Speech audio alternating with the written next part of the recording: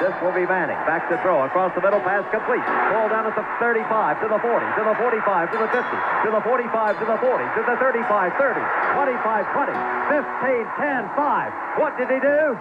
All he did was score. Joey Kent. Touchdown on play number 1. The Huddle, where we break down legendary plays, from the design of the play to the field of play, from the snap to the end zone.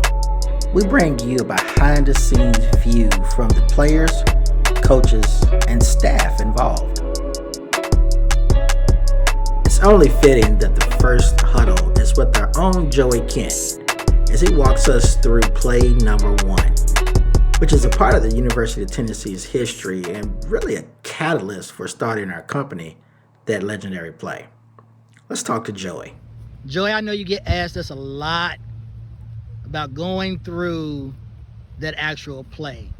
What's on your mind pre-snap and kind of as the play is unfolding? Give us a snapshot of what you're thinking. Man, first off, nervous. You know, it's the first play of the game. It's obviously a huge game, Alabama, Tennessee. Up until that point, we didn't have a lot of success against Alabama during that time. So just the nerves were there. What kind of settled us down was we knew the play going in, right before the game.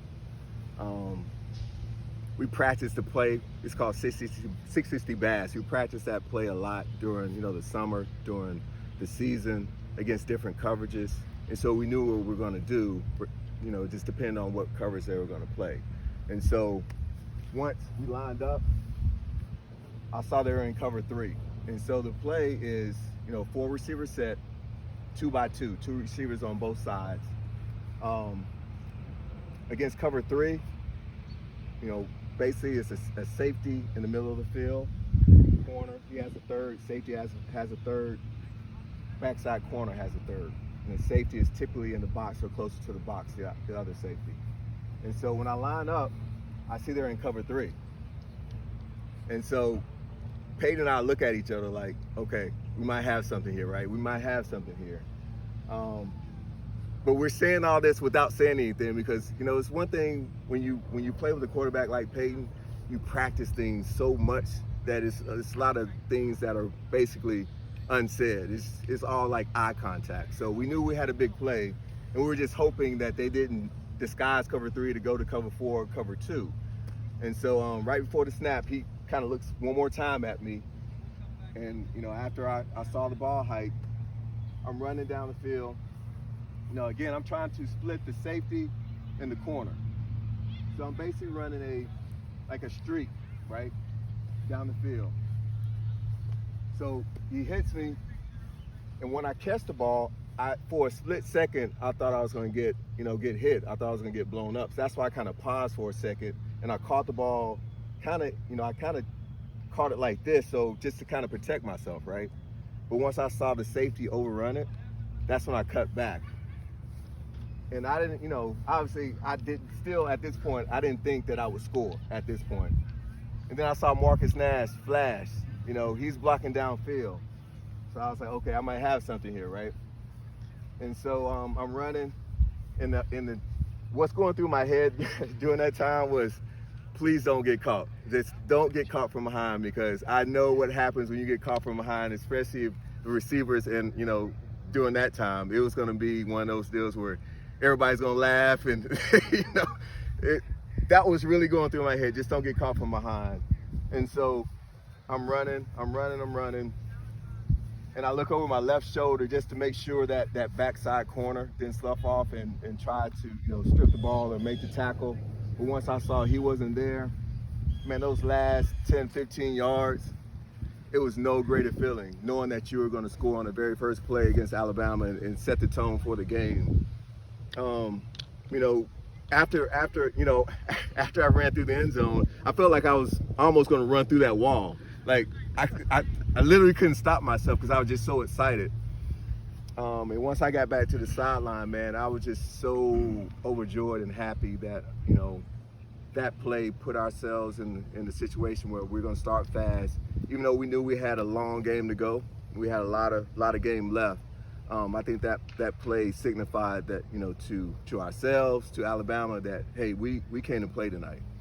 And you know, when you're sitting on the sideline after that play, you never would think, you know, I'm 20 years old, you know, 19, 20 years old, so you would never think that 25 years later we'll still be talking about this play.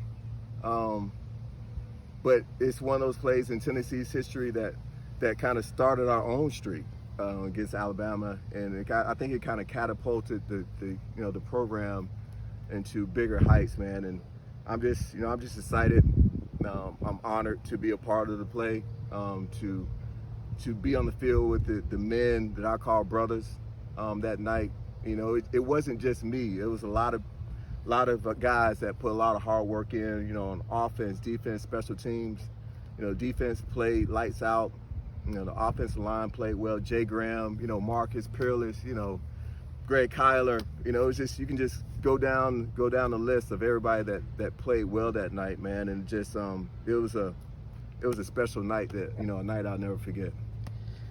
And so there was another little fact that some people may know, but not everybody knows, you know, that made it probably extra special for you. I mean, I know that you're from Alabama. You grew up in Alabama. So how did that play a part in that special moment? Yeah, man, you know, growing up in Huntsville, you know, that's what, an hour and 30 minutes from Birmingham. My mom and dad are originally from Birmingham, so I spent a lot of time there. You know, I had a lot of, you know, my grandfathers on both sides, aunts, uncles, cousins that still live there. My great-grandmother lived in the projects right across the street from Legion Field.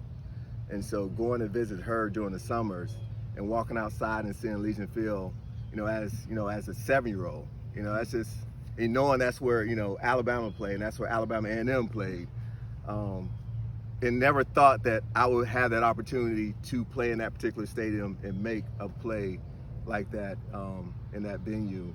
I actually went to Legion Field a lot. My father played at Alabama A&M at HBCU, ended up coaching there too. And so they have this game called the Magic City Classic, in which Alabama A&M plays Alabama State every year.